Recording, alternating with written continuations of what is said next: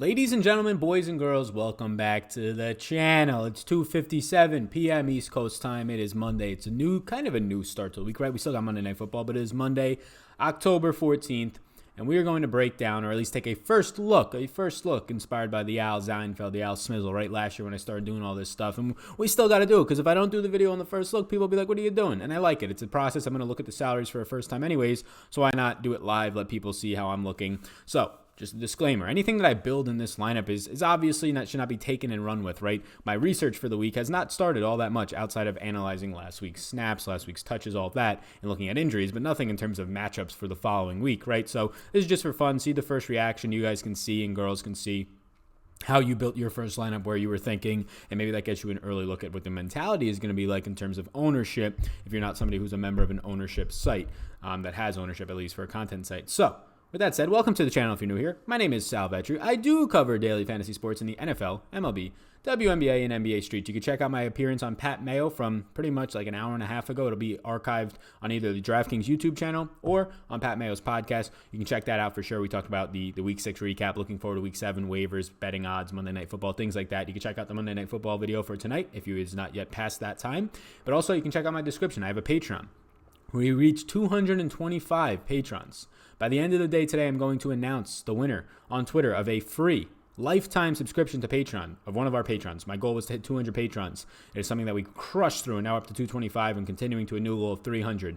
So if you are a patron, you will be entered into that. If you want to try and get entered into that to become a lifetime sub, you can do that as well by becoming a patron. But Patreon gets you a lot of good perks, gets you my projections, gets you exclusive shows. I do 3 exclusive shows a week, a live stream, a Friday show, and a Sunday morning show as well to close up the week, as well as a ton of data sheets, as well as a ton of tiers, cash game tiers. But you guys can check it out. Click the link if you want to. Don't want to get too in-depth about that. Look in the description. Follow me on all my socials, Twitter at SalVetriDFS, and then SalVetri Facebook page, SalVetri on Instagram. That's everything, right? Housekeeping. Pack it up, ship it up, throw it out the way. You know what we're saying here? Let's go to this first look. Thank you, everybody, for all the support. Appreciate it. We're over 12,000 subscribers, and you, all of you, are the reason why. So thank you.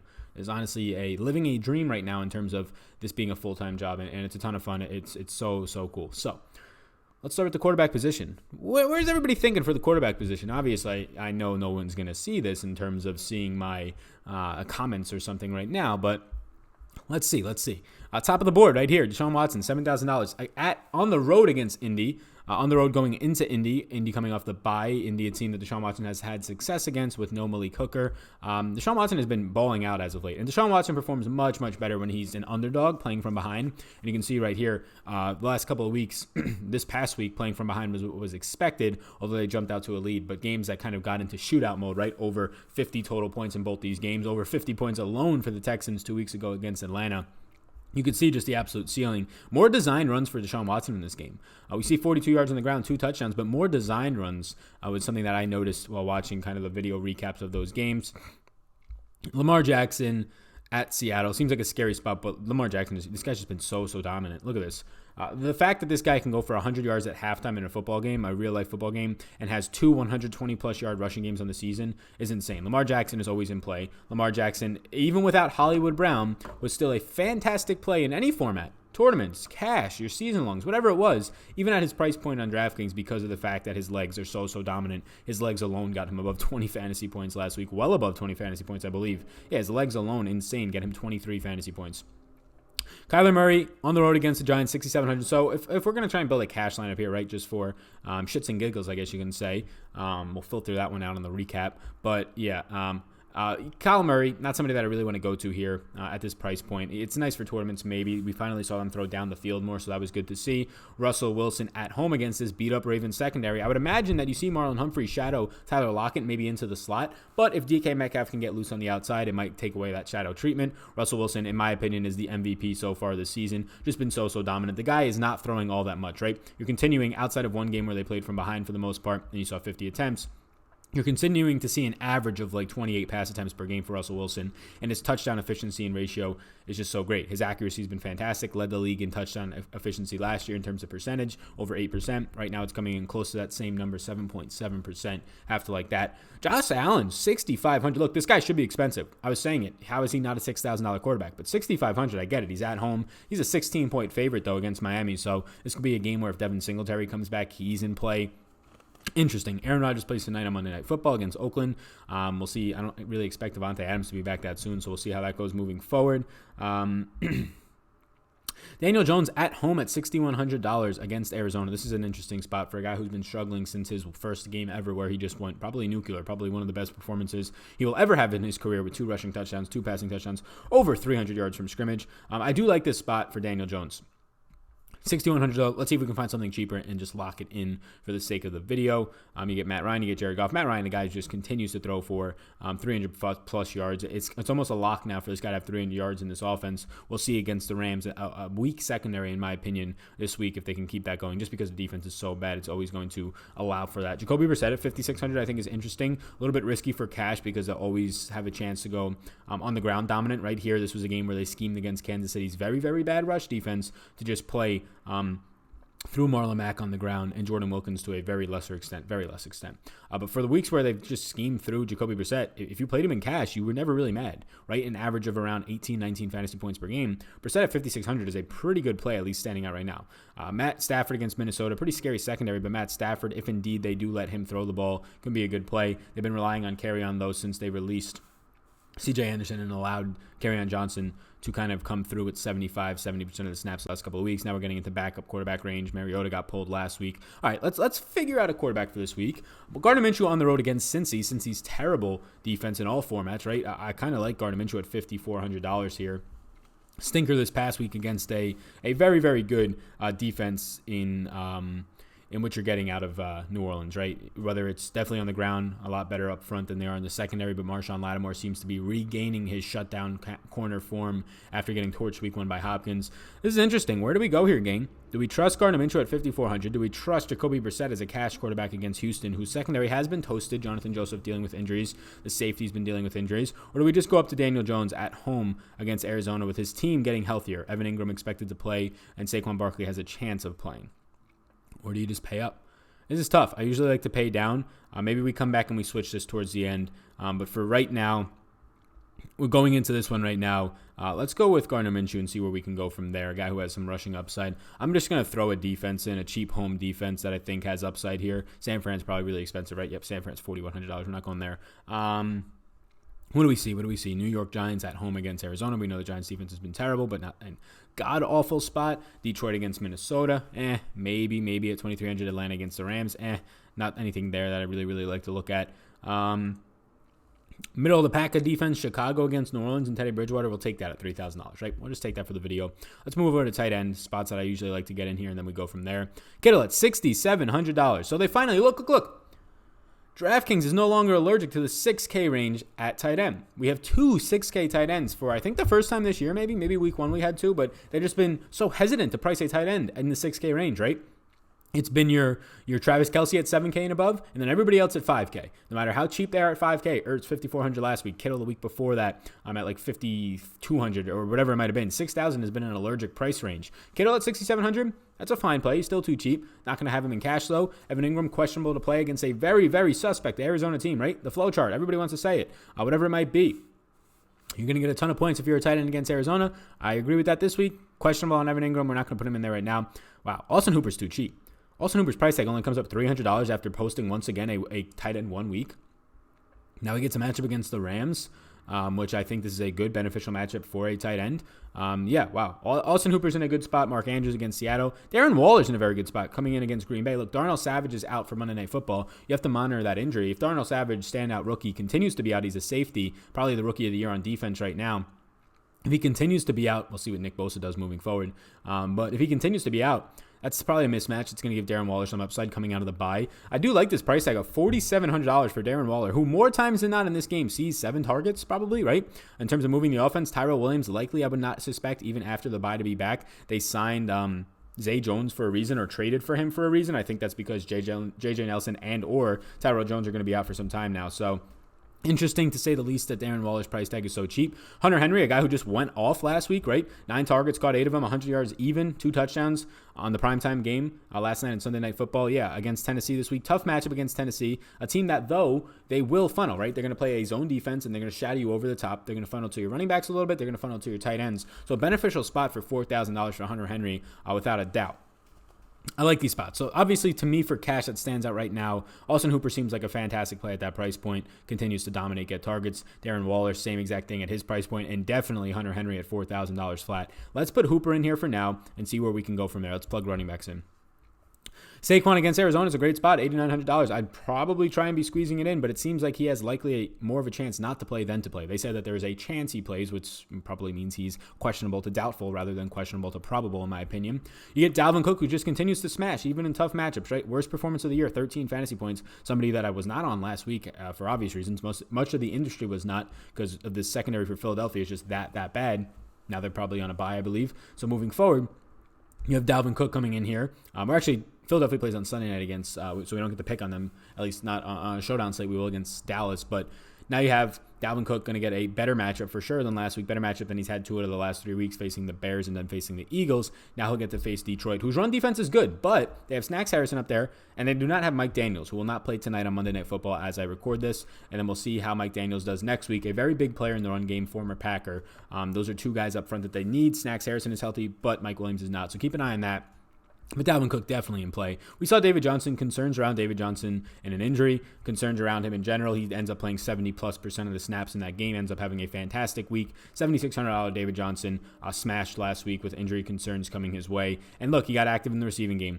The belief that Atlanta is good against pass-catching running backs was only because they were not facing pass-catching running backs like Marlon Mack, Derrick Henry, Carlos Hyde. These are the guys that they were facing. They finally faced one, caught 6 of 8 targets for 68 yards and a touchdown.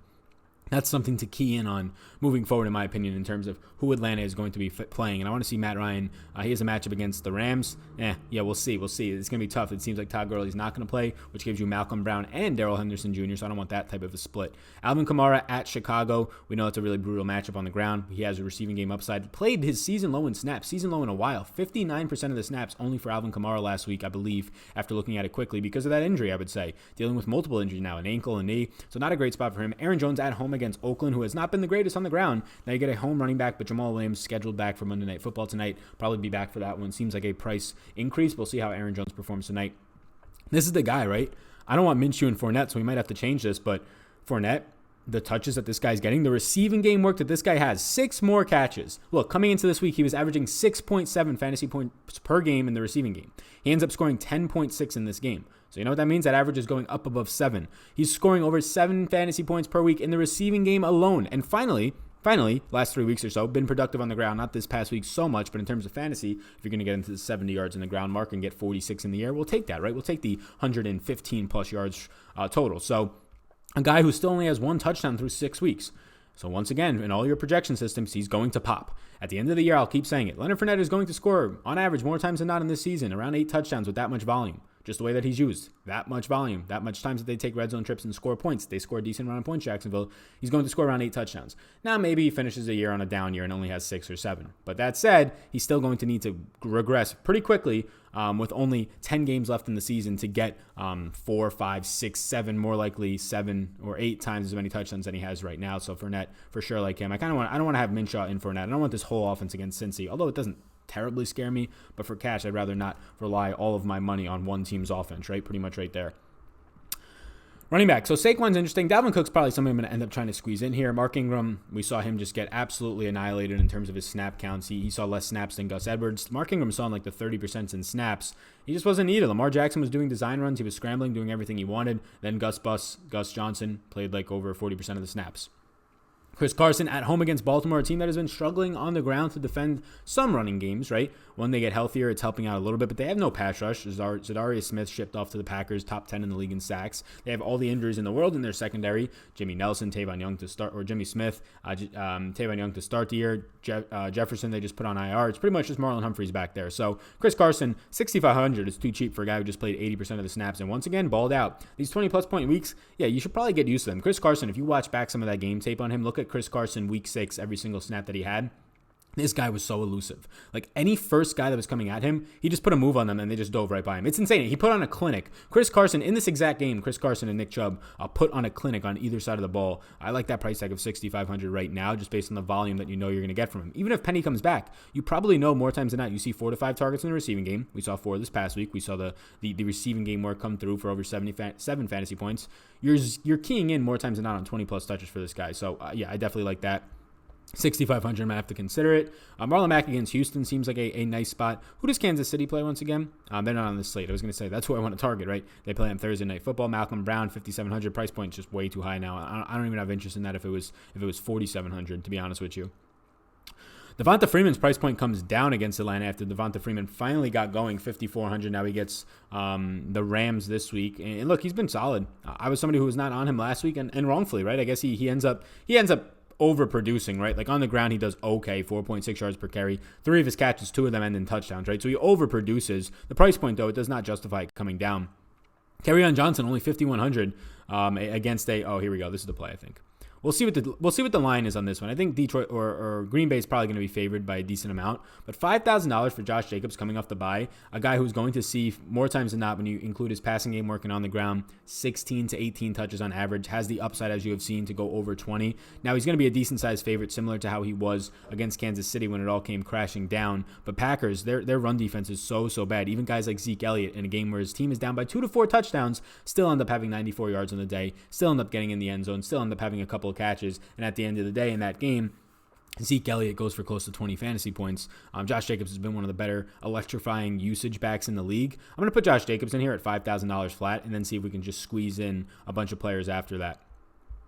Wide receiver, Julio, Michael Thomas, DeAndre Hopkins, Kupp, all these guys up top, right? Hopkins is going to be playing a zone defense that will not allow you to have big plays against him, but will allow you to have short passes, which Hopkins has been doing as of late. We're going to need some lower-end wide receivers. While Keenan Allen's price point comes down to $6,700. Hunter Henry there should take some pressure off of Keenan Allen, as we saw last week. Henry got loose.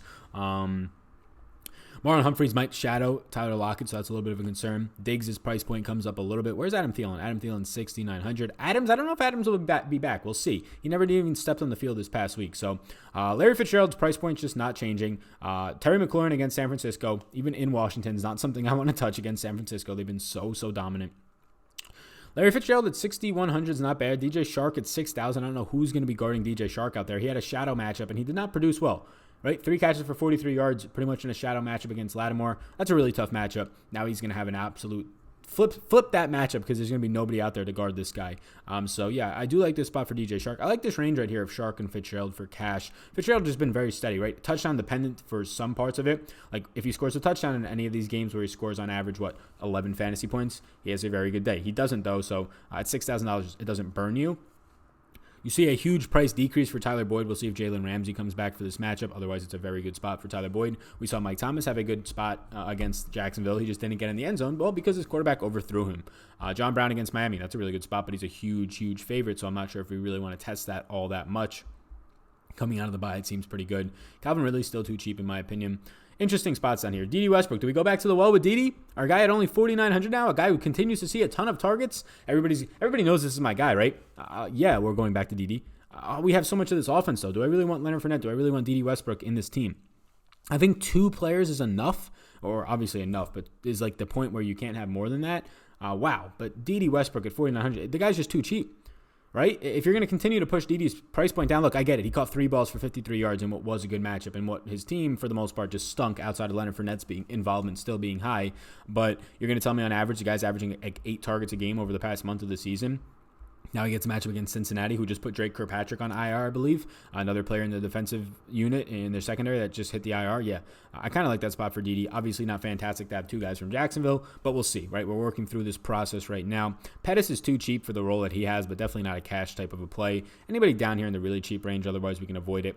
You get Preston Williams probably going to be, it's not great. He's too cheap still, I will continue to say it. But Preston Williams is not in a good spot against his zone defense at Buffalo. Although they have to throw nonstop, seems like Josh Rosen is the guy that will be moving forward. Early indications of that.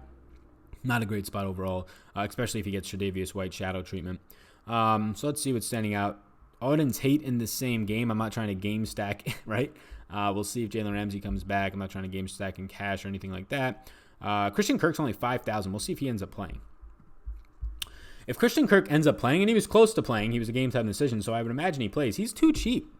He's too cheap. Coming into last week, he would have been top 7 or top 6 in targets per game going into that week. Email be popping up on me. He would have been top 6 going into that week in targets per game, right? Ends up seeing so far this year close to 40 targets, close to 10 targets per game. It's like 9.7 targets per game for Kirk coming out of the slot. Before he got injured and missed a couple of weeks, he was top 2, right behind Larry Fitzgerald in the league in routes run out of the slot, but routes run overall as well. Christian Kirk's too cheap at $5,000. That's a smash play if he's healthy and playing against the Giants secondary that is very suspect. So save me the $1,100 off of the guy himself and Larry Fitzgerald, old man wonder, and get me to Christian Kirk. I do like that. Let's try and close this out with a quarterback so we get a cheap quarterback and then we know we'll have a lot of money to spend elsewhere. Or you know what? Let's do this. Let's get up to the Dalvin Cook, right? He's on the road against Detroit. We'll see what Mike Daniels is doing. It's a kind of a scary spot. Like right here, David Johnson seems like a very good play for David Johnson coming off of the week where he ends up only having 12 attempts on the ground, but ends up overall getting that work in the air, somewhat limited. Let's try and force Dalvin Cook into this lineup. And I don't know what time these running backs play. New Orleans and Chicago plays later. Do any of them play that I have to be switching them? No, it seems like they all play in the early afternoon slate, so it doesn't really matter. So we have $5,900 for a wide receiver and a quarterback. So let's find a quarterback that is in that range.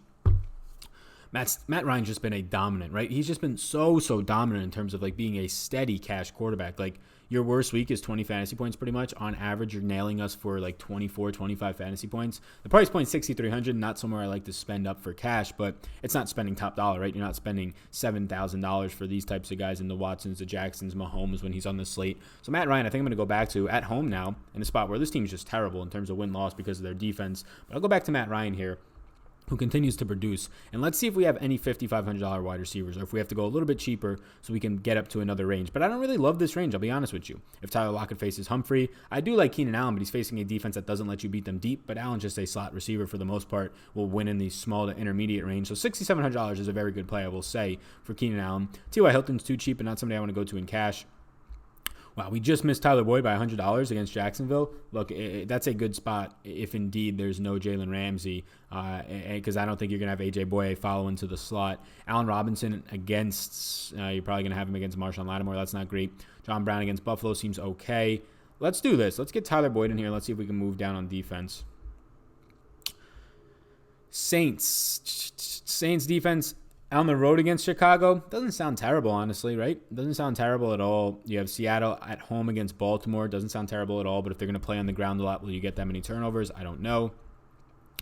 I honestly don't mind the Saints on the opposite end of that matchup. So let's go with this for now. I got two guys from the Jacksonville side of the ball, which is a little bit concerning in terms of Fournette and D.D. Westbrook, but I'm not too concerned about it. It's a fantastic matchup, maybe the best overall matchup in the entire league that you can have against a defense for a running back in Leonard Fournette, who does have pass-catching upside now, running the most routes in the league right there with Christian McCaffrey, and then also just too cheap in D.D. Westbrook. So let's go down through it. Matt Ryan at home. The guy's just throwing 300-plus yards every week. Does the pass predict the future? No, but the pass does predict the future in terms of their defense is not getting any better right now in terms of not having to force this team to throw and run the ball. So I do like Matt Ryan there. Leonard Fournette against Cincy. I love it. The guy's averaging now probably around 7.2, 7.3 fantasy points per game in the air in his receiving game. His floor so far this year has been on average around 7 fantasy points, if not more. Fantastic spot for him, and he's due for touchdown regression. Josh Jacobs is the only concern here. We'll see if we have to move off of that. He's going to be an underdog going into Green Bay, but he's coming off the bye. He's been so elusive. You can schedule him in for a minimum of 15 touches here, has been showing more passing game work, and if this game stays close at all against the Packers run defense that has been gashed when they've been targeted against, Zeke in limited touches, right? Dalvin Cook gashed them up. We saw even Phillip Lindsay have success on limited touches against them. And then the big game was the Eagles on Thursday Night Football. D.D. Westbrook's too cheap for the targets that he's seeing in this matchup. Christian Kirk, if healthy for this matchup, is way too cheap. Like these two guys, D.D. and Kirk, especially Kirk, probably more upside if they can continue to throw deep like they did last week. I do like that. Tyler Boyd, $5,600 price tag comes down way too much in my opinion. What did it drop by? I know he was in the 6K. Was it $6,300? Yeah, it dropped by $700 on Tyler Boyd. If Jalen Ramsey's in there, I'll try and go somewhere else. We'll see if Ramsey will shadow into the slot, though. Or if he'll stay on the outside because Auden Tate has actually been a problem. But we'll see. Should be a matchup that Tyler Boyd can win. Austin Hooper at $5,300. I thought we might have to go down off of Austin Hooper to guys that I also like in this range, right? A very cheap $4,000 tight end in terms of Hunter Henry. Very cheap $4,700 tight end in terms of Darren Waller. But I think we could stay with Austin Hooper there. We're not trying to correlate this. It just so happened to happen. Dalvin Cook, love him. Nothing bad to say about Dalvin Cook. Not only is this guy just a beast on the ground, a very tough matchup, so I'm not looking at this too much, but still being able to contribute in the air. Like, this is a floor game for him. He still scores over 3 fantasy points in the air. I'll take that from a guy who I'm just trying to get the work in on the ground. Saints defense. So that's it. That's where we're at. That is the first look lineup. It is right now 3:21. Appreciate it. East Coast time PM. I'm going to eat some food, guys. So thank you. Hit the subscribe button. Check out Patreon if you're interested at all. There's a lot of information in terms of letting you know what's in the Patreon tiers. If you want $100 off the daily fantasy course, if you're somebody who watched to the end of the video, I will drop the link in the description. I'm not doing that as a widespread thing at the beginning of the videos anymore, but if you watch the entire video or listen to the entire podcast and you're listening on the audio version, I'll drop the link. Please rate and review the podcast. 5 stars on it. Say something nice about the podcast, which is just this YouTube video stripped into the podcast. What's up over there to all the audio listeners. But if you are watching on the YouTube channel as well, do that for me. You'll be entered into a raffle to win a fantasy draft ticket for this week. I will announce those winners come Sunday morning, and it will be credited to your account. Fantasy draft ticket to their main event contest, usually around a $25 or $28 value to that. So please do that. I appreciate it. My name's Sal. You can follow me on Twitter at SalVetriDFS. You can follow me on Instagram, Facebook, wherever it is, at SalVetri. Thank you so much. Subscribe, hit the notification bell. I'll be back at 6:30 tonight if you're watching today on Monday to break down live the Monday Night Football slate. Peace out, gang. Hey, hold up. 1 second. Check out this page. If you haven't yet subscribed, hit the subscribe button, all right? And if you're interested in Patreon, if you're not already a patron, you can hit that button on Patreon, become a patron. It will take you right there. You can also check me out on Twitter at SalVetriDFS. And hey, if you're interested, this next video that's about to pop up, why don't you check it out as well. See ya.